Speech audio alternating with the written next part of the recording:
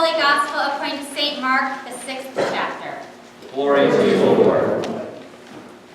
King Herod heard of what Jesus was doing, for Jesus' name had become known.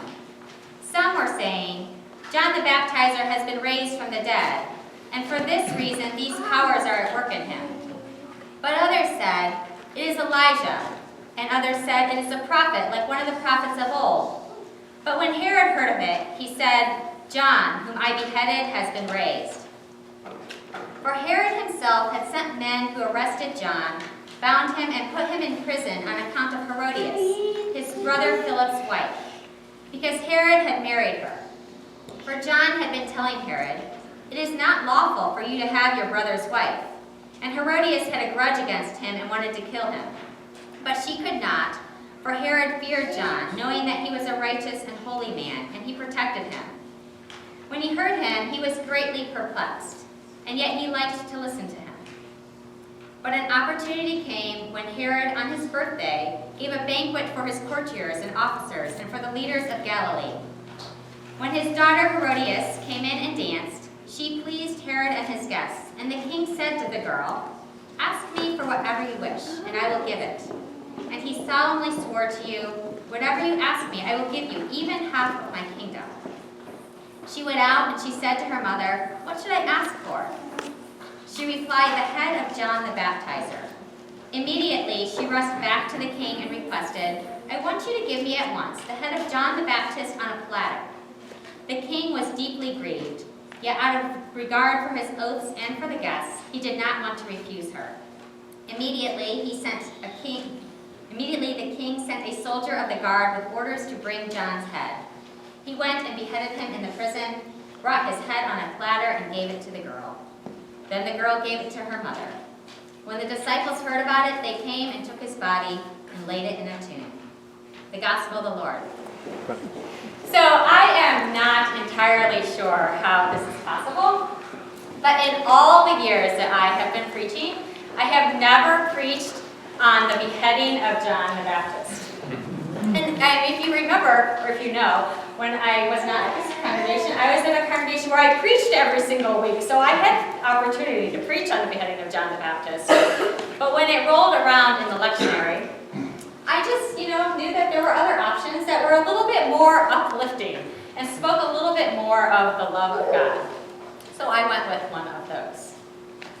But this year, I could not resist. I actually texted Chris because the irony was just too great. I mean, John the Baptist's head on a platter on the same weekend that we are having a picnic for Chris. But no heads on platters, I promise. But it does sort of feel like we are losing a little part of ourselves. However, in all seriousness, this story, which is filled with grisly realities, manipulation, and horror, is well timed, because it's not that different from what goes on in today's world. But before we get into today, we need to talk about yesterday. Before we get into now, we need to talk about then. See, the Bible assumes that we are able to link all the innuendos and subtleties in this story. But unless we do the work of finding out what's happened to get us to this point, we hear that people saying that John's been raised from the dead, and we basically end up with whiplash, because we're like, what? When did John die? Was he sick? What happened? And so it's almost as if Mark is like, oh yeah, I forgot to tell you all about that. So he launches into this grisly narrative. And it's certainly a story from the Bible, but it sounds like it could be an excerpt from the Jerry Springer show. As just a quick overview, Herod, the king, he falls in love with his brother's wife, whose name is Herodias. You could think they could have names that are a little bit dissimilar. But anyway, he falls in love with his brother, who's also named Herod's wife, Herodias, who also happened to be his niece. So Herodias agrees to marry Herod as long as he divorces his wife first, which seems like a reasonable request. So if you are with me so far, when Herod marries Herodias, John openly criticizes this marriage as incestuous. seems also like a reasonable criticism to me. So Herod, knowing that his wife is sort of mortified, has John thrown in prison.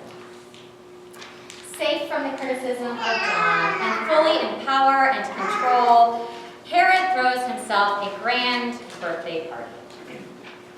Well, the birthday party gets a tad out of control as Herodias' daughter, which, if you're following along in the story, is technically Herod's grandniece and stepdaughter, dances for him and all the men at the party. To put it mildly, this is not the type of dance that you would find at your 7th grade sock hop. She is the evening entertainment. Well, this is obviously some dance, because now Herod is ready to give his stepdaughter anything that she desires. Herodias, the mom of the daughter and the wife of Herod, basically ends up pimping her daughter out as she tells her to ask for the head of John the Baptist as payment. When I read this story, I can't help but wonder, and people think the Bible is boring. This isn't the darkest moment in the Gospels. The crucifixion of Jesus is. But I would argue that this is a close second. Flat out murder for political, sexual, and personal gain. And as I think through the turmoil of this past year, I am sure you could, along with me, name other dark moments in the history of humanity. The murders of Charleston over race are probably the most recent example that comes to mind for many of us. Now, I don't know if you read the accused killer's manifesto, but I did. Throughout his manifesto, he names group after group that he despises based on biases and stereotypes. He also outlines how he believes that his rights and his privileges have been infringed upon. In the manifesto, it sort of displays this air of distorted bravery. As the accused killer states in his document, someone has to have the bravery to take it to the real world. And I guess it has to be me. Well, I know that the accused killer wouldn't agree with me, and Herod and his family also wouldn't agree with me either, but they haven't done anything brave. They both acted out of fear. Each of these are narratives on how intimately fear and injustice are related. Writ large through both is how very, very far fear can twist the heart of humanity. Both of them fear those who are different. They fear losing control. They fear the loss of power. They fear change. And in essence, they fear love. Because it's not just John that's killed, but it's love that was and is being beheaded. Now, I don't know about you, but what I most want to do when I'm faced with the gruesome realities of the world is sort of cover my head metaphorically with a blanket. Right? That's how I watch The Walking Dead, with a blanket over my head and it's crocheted and I sort of peer through the yarn loopholes. And then when it gets too intense, I excuse myself to use the bathroom or a snack, even if I really need neither of those. It's true that The Walking Dead is make-believe. But it is in some ways how I deal with fear. I don't write manifestos or lash out, but I do want to hide, or at least pretend like it's not going on. And it's not because I don't care, but it's because it's hard for me that God has a plan with all the crap that's going on in the world. Maybe on some level, that's why I've not preached on the beheading of John the Baptist before. Because where is the good news? Not just in the beheading of John or the murders of Charleston, but in all those inexplicable moments, both small and large, where pain and injustice seem to have the upper hand. I mean, did you notice that Jesus doesn't even make an appearance in this gospel text? John is his cousin. He's not seen from or heard from. It's very, very oddly absent. So why would I want to talk about this? We may not want to talk about it or for it to even be so, but we are still served or serve heaping helpings of pain, injustice, and hate. As bewildering as it is that Mark includes this shocking story in his Gospels, somehow he must have known that we would face the exact same predicament: love, beheaded all over again. There has to be something that breaks into this world of ours, something to snap these destructive cycles, something to narrate a different story, right? What we do know is that this story of John is not the whole story. It's tragic, and it's painful, and it's terrible, but it is not the whole story. Jesus came to show us that there is something more, something beyond the tragedy of Herod. We are promised that the story of Charleston is not the whole story. It's also tragic and painful and terrible, but it's not the whole story. Jesus comes to show us that there will be something more, something beyond the horror of Charleston. Now, having said that, I truly believe that love always wins, and that pain gives way to joy, and that life will rise up from the ashes. That is the promise of the resurrection. But let us not diminish the pain of the resurrection process by too quickly saying, well, John will be raised from the dead, or justice will be served in Charleston, or all will work out in the end. All those things are true, but resurrection work is not easy. To me, that's the extraordinary value of this piece being in the Bible. Jesus doesn't offer a quick fix.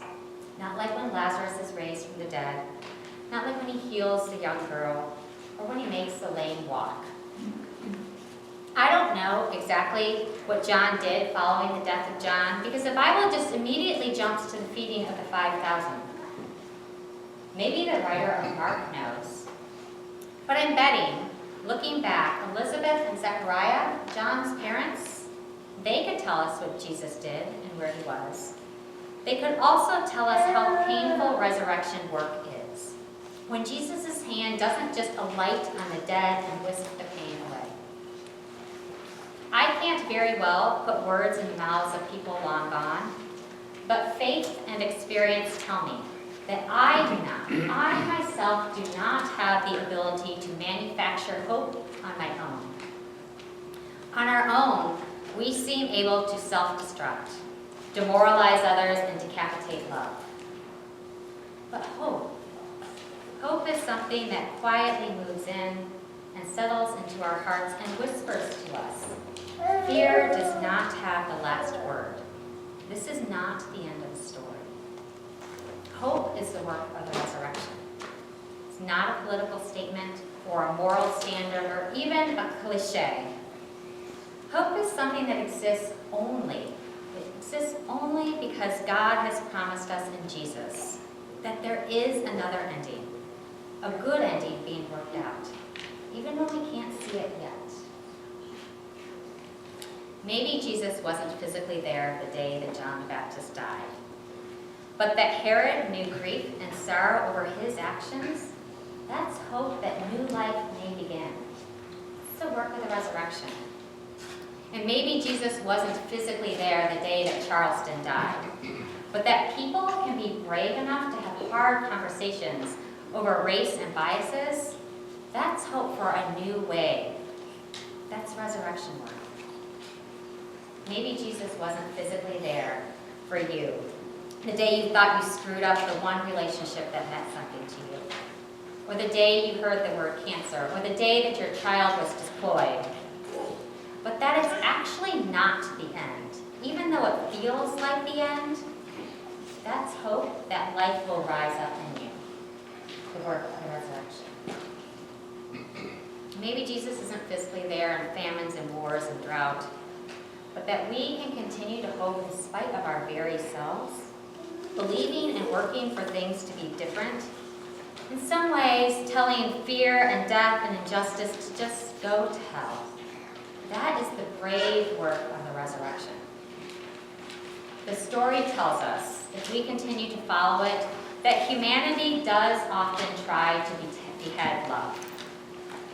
But the story also promises us that humanity has never and will never be successful in that.